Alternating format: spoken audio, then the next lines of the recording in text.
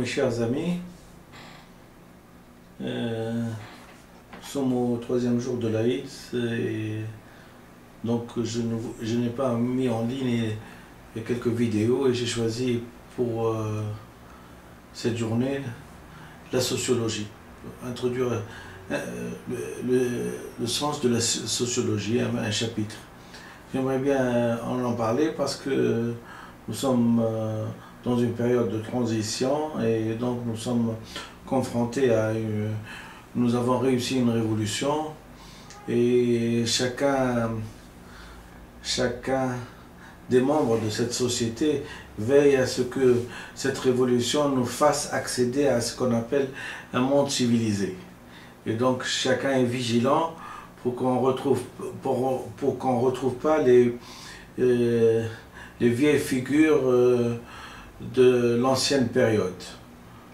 L'ancienne période, je veux dire la période bourguibienne qui a duré une trentaine d'années et celle de Ben Ali. Donc chacun écarquille les yeux, dit maintenant qu'on a sacrifié des êtres humains, des Tunisiens, des Tunisiens pour changer, pour réussir notre révolution, il ne s'agit pas de faire une marche arrière et de revenir à l'époque ancienne. Et comme je vous ai dit dès le premier jour que c'était une révolution du type culturel et donc il fallait s'attendre à un traumatisme quasi sismique du point de vue affectif. À partir du moment où une personne va commencer à changer de langue, c'est-à-dire au lieu de parler l'arabe, on va parler le français, et donc reconnaître que nous sommes nous-mêmes des êtres humains qui avons un inconscient et qui le respectons. Et donc le sens de l'écriture va probablement changer. Mais avant que le sens de l'écriture va probablement changer, vous imaginez bien que l'inconscient a toujours existé depuis des siècles et des siècles, et qu'il a été découvert par Sigmund Freud il y a un siècle ou un siècle et demi, mais en lui-même il a toujours existé. Donc c'est une donnée de la nature qu'il va falloir respecter. Et donc la sociologie, quand elle a étudié tous les phénomènes et des sociétés occidentales, des sociétés primitives et des sociétés en voie de civilisation, elle a bien étudié, elle a bien compris qu'il y avait certaines choses qu'il ne fallait pas divulguer, qu'il fallait laisser les êtres humains évoluer de façon naturelle jusqu'à arriver à un monde civilisé évolué. Bon, c'est une méthode qui, quand on détient la civilisation ou on détient un petit peu les clés de la civilisation, peut paraître logique. Après tout, nous avons découvert, vous avez qu'à le découvrir. Mais quand il s'agit d'êtres humains et d'enfants qui peuvent se névrotiser, aller à l'école pour remonter le temps, je ne sais pas si c'est humainement défendable. Donc j'attaque tout de suite la sociologie. Introduction. L'homme peut-il être à la fois objet et sujet? Sujet de la science, l'homme peut-il également être ou se prendre pour objet de la science? Sujet de la science. Comment l'être est sujet de la science? Il faut toujours se référer à des notions fondamentales. Le moi en tant que tel, le moi, cet être qui diffère de autrui, il est composé de plusieurs paramètres affectifs, si j'ose dire. Et je vais vous les citer, le moi est maître de son caractère, il est auteur de son personnage, artisan de son monde,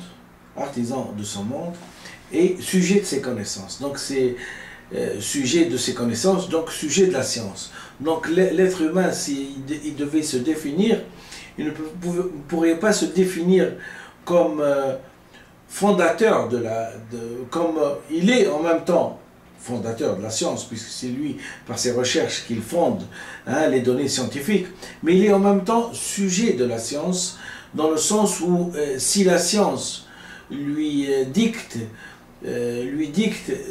d'être comme ça, il est obligé de s'incliner. Donc il est sujet de la science.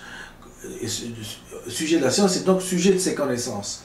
C'est-à-dire que quand on est sujet de ses connaissances, et quand on a des connaissances assez solide et assez solide et assez cohérente et ayant été l'objet de recherche, c'est presque un bâtiment qu'on n'arrive pas à détruire. Et donc à partir du moment où par exemple, je dis qu'il y a un acquis phylogénique et que dans ce cas-là, il va falloir respecter l'acquis phylogénique et écrire comme la science nous l'a dicté, c'est impératif qu'on doit respecter ça. Donc il est sujet de la science. Donc quand la sociologie l'étudie, elle l'étudie comme sujet de la science, mais elle l'étudie aussi comme objet de la science. À partir du moment où, qu'il est objet de la science, elle peut le définir dans quelle catégorie il est. Par exemple, catégorie civilisée, primitive, en voie de développement, il est objet de la science. La question est ancienne et toujours en débat. Sa difficulté n'a cependant pas empêché, à partir du 19e siècle, la constitution effective d'un certain nombre de sciences humaines qui représentent même aujourd'hui une part importante de notre production intellectuelle. Oui, c'est à partir du 19e siècle qu'on a décortiqué le psychisme, l'homme, on a découvert quels sont les moyens dont peut bénéficier l'être humain pour s'épanouir pleinement. Et une des découvertes, ça a été d'abord le langage. Vous en doutez bien. Ce sont les paramètres du langage qui ont été mis au point à partir du 19e siècle. Donc, mieux vaut donc, plutôt que de les ignorer, c'est un certain nombre de sciences humaines qui représentent même aujourd'hui une part importante de notre production intellectuelle. C'est les sciences humaines qu'on va étudier. Et les sciences humaines, ça sous-entend la sociologie, la psychanalyse, la psychologie, etc. Mieux vaut donc plutôt que de les ignorer sous prétexte que ce ne sont pas des sciences ou qu'elles s'approprient abusivement un champ de réflexion apparemment réservé à la seule philosophie, se donner les moyens, il faut se donner les moyens de comprendre, éventuellement ceux de les juger, quelle forme de savoir vise la science, les sciences de l'homme. Quelle forme de savoir vise les sciences de l'homme. Quels problèmes soulèvent leur constitution, leur développement, leur application. L'exemple de la sociologie servirait de fondement et d'illustration à cette analyse.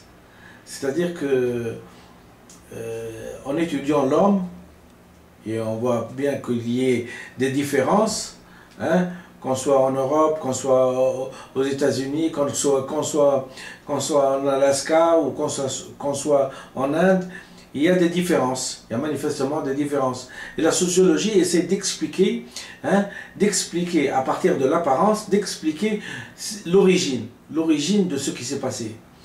Pourquoi ce monde évolue et pourquoi, par exemple, ce monde n'évolue pas. Et aujourd'hui,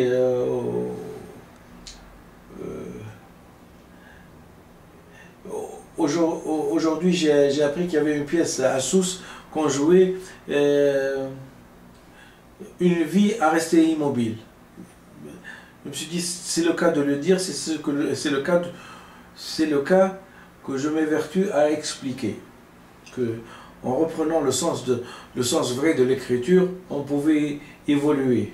Sinon, rester non seulement immobile et qu'on pouvait régresser et regagner les étapes qui se sont passées dans notre phylogénèse. Définition de l'objet de la sociologie.